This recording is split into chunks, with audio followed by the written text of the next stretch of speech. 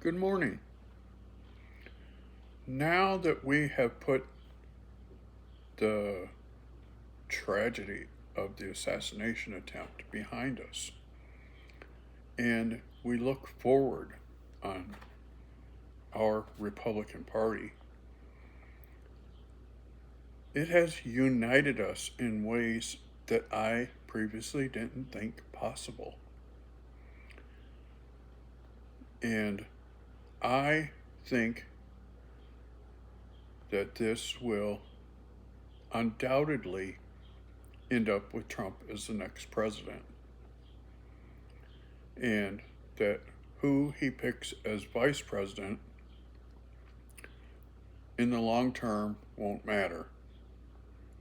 Before Saturday's event, I thought it was tied with Rubio and with Scott, but now I feel that it has to be Rubio because in the god awful event that they try this again and they're successful, his vice president has to have the knowledge to pick up the campaign and go forward.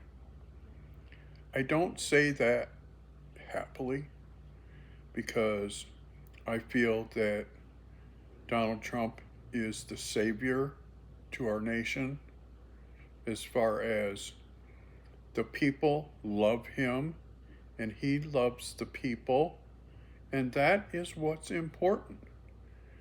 We have to have leaders that the people want to be their leader.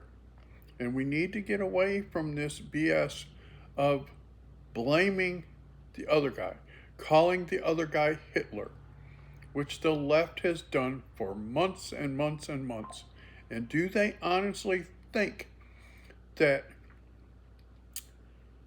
calling someone Hitler, calling them an existential threat to democracy, will not end up with something like this? Are they on drugs or something? That's like the Secret Service today blamed local law enforcement, stating that the shooter was outside of their security zone. Hello, they are supposed to secure the event within 1,000 yards. And the shooter was 130 yards. That makes it Secret Service's responsibility. The fact that they had local law enforcement help them is not at issue. The issue is that it's the Secret Service's job to protect presidents, vice presidents, former vice presidents. That's their job. And now they're standing up saying, well, it's local police's fault. No, it's your fault. You are the one tasked with protecting the body, it's called. And this is your responsibility.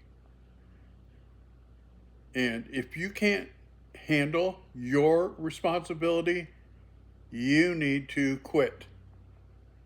Whoever you are, whether it's Kimberly Cheadle or somebody in between, they need to go if they can't protect the people they're tasked with protecting. This is outrageous. Also outrageous, I watched a press conference this morning where a reporter stood up and asked the person at the lectern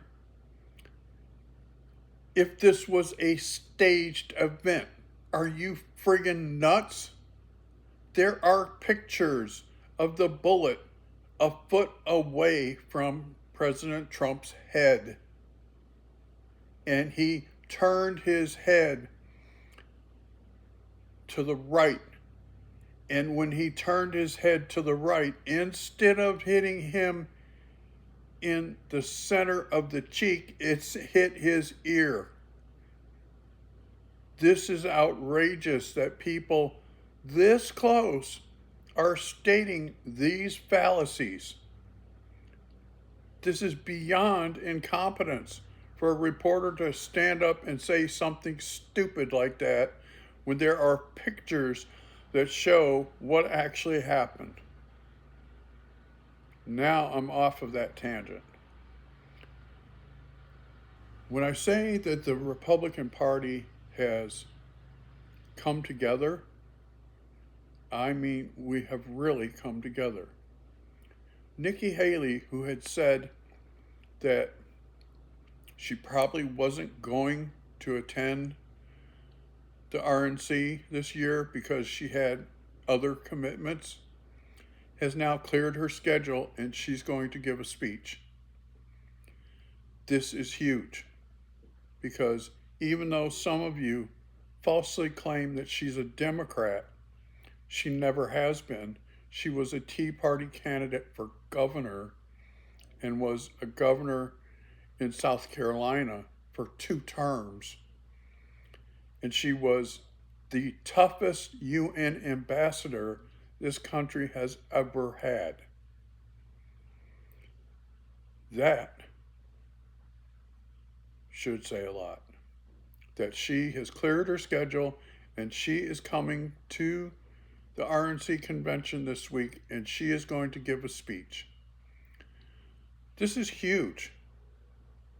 You know, this event has healed our party in ways that I didn't think was possible.